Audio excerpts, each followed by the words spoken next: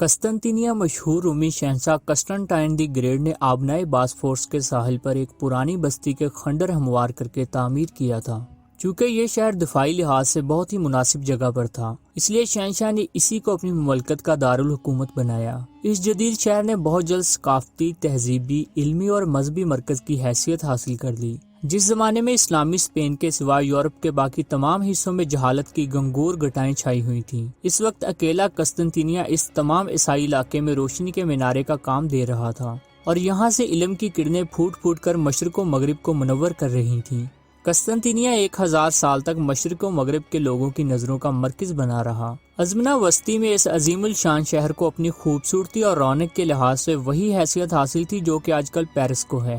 اپنے مضبوط قلعوں اور قدرتی حصار کے باعث یہ شہر صدیوں سے ہنوں، بلغاریوں، روسیوں، سلاویوں، ایرانیوں، عربوں اور ترکوں کے مقابلے میں چٹان کی طرح جمع رہا، اور کوئی حملہ آور بھی اس پر قابض ہونے میں کامیاب نہ ہو سکا۔ بازنطینی دارالحکومت ہونے کی وجہ سے یہاں پر چاروں جانب سے لوگ کھینچے چلے آتے تھے، اور یہاں کی آبادی اس کے دور عروج میں لاکھوں سے تجاوز کر چکی تھی۔ یہ آبادی کسی ایک نسل یا قوم سے تعلق نہ رکھتی تھی، بلکہ یورپ کا کوئی ملک ایسا نہ تھا جس کے باشندے یہاں موجود نہ ہوں۔ اس طرح یہ شہر صحیح معنوں میں بین الاقوامی حیثیت کا مالک بن گیا تھا۔ غیر ملکی تاجر بھی کثرت سے موجود تھے۔ شہر کے باشندوں میں مذہبی روح پوری طرح کارفرما تھی۔ ہر جگہ دینی تدریس کا سلسلہ جاری تھا۔ مختلف فرقوں اور گروہوں کے علماء کے درمیان مناظروں اور مباحثوں کا بازار گرم رہتا تھا۔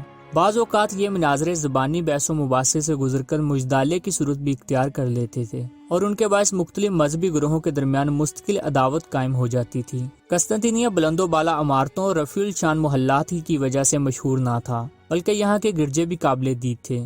یہاں کا سب سے بڑا گرجا سینٹ صوفیہ تھا، جسے شاہ جسٹینین نے تعمیر کرایا تھا۔ سینٹ صوفیہ کے گرجے کا شمار قسطنطنیہ کے عجائبات میں ہوتا تھا۔ سینٹ صوفیہ کی خوبصورتی دیکھنے والوں کی نظروں کو خیرہ کر دیتی تھی۔ بازنطینی سلطنت کا دارالحکومت ہونے کے علاوہ قسطنطنیہ ایک زبردست ثقافتی مرکز بھی تھا۔ مشرقی یورپ میں اسے وہی حیثیت حاصل تھی جو کہ مغربی یورپ میں روم کو تھی۔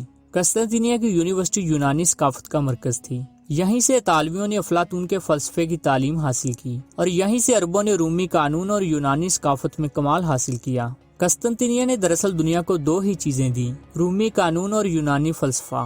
قسطنطنیہ کی یہی خصوصیات تھی جنہوں نے اس کو دنیا کے بیشتر شہروں سے ممتاز کر دیا تھا۔ یہی وجہ تھی کہ عربوں اور ترکوں کی نظریں رہ رہ کر اس پر پڑتی تھیں۔ وہ اسے اپنی عملداری میں لینے اور مسیحی دنیا کی بجائے عالم اسلام کا مرکز بنانے کے لیے بےتاب تھے۔ دولت اسلامیہ کے آغاز سے ہی مسلمانوں کے دلوں میں قسطنطنیہ فتح کرنے کی خواہش تھی، اور سلطان محمد فاتح کے عہد سے قبل وہ یہی آرزو دل میں لے کر کئی بار اس شہر پر چڑھائی کر چکے تھے۔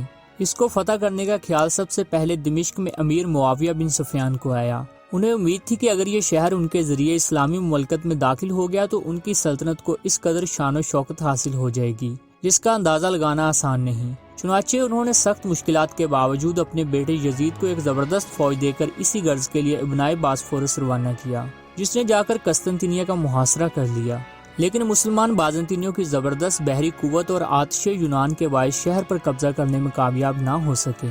اسی محاصرے کے دوران حضرت ابو ایوب انصاری نے وفات پائی، اور انہیں شہر کی فصیل کے نیچے دفن کیا گیا۔ اب چونکہ ایک مقدس صحابی کے مزار کی عزت و حرمت کا سوال تھا، اس لیے مسلمان اس شہر کو کبھی فراموش نہ کر سکے، اور انہوں نے تہیہ کر لیا کہ خواہ کچھ بھی ہو جائے وہ اس شہر کو فتح کر کے ہی رہیں گے۔ قسطنطنیہ کو فتح کرنے کی دوسری کوشش خلیفہ سلیمان بن عبد الملک کے عہد میں کی گئی۔ سلیمان نے اپنے بھائی مسلمہ بن عبد الملک کو اس غرض کے لیے بحری اور بری فوج دے کر روانہ کیا۔ اس زمانے میں قسطنطنیہ کا فرما روا شہنشاہ لیوسوم تھا۔ یہ بہت بیدار مغز انسان تھا۔ اسے جملہ سیاسی مہارت پر بہت دسترس حاصل تھی۔ جب اسے مسلمانوں کے اس ارادے کی خبر ہوئی تو اس نے دور اندیشی سے کام لیتے ہوئے ریاست بلغاریہ کو اپنے ساتھ ملا لیا، اور دونوں فوجوں کی مدد سے مسلمانوں کے لشکر کا مقابلہ کیا۔ اس مرتبہ بھی بازنطینیوں نے آتش یونان سے کام لیا۔